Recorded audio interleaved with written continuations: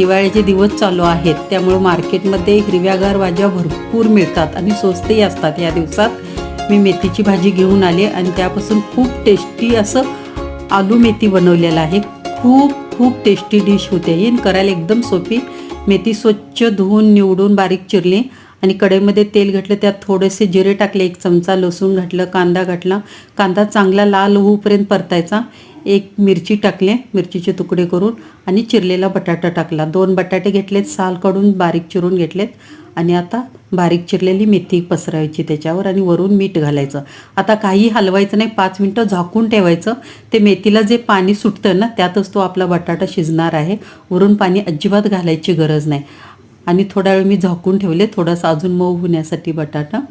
आता छान आपली भाजी तयार आहे. बटाटा एकदम चांगला शिजलेला आहे. तर खूप टेस्टी डिश आहे ही, करायला एकदम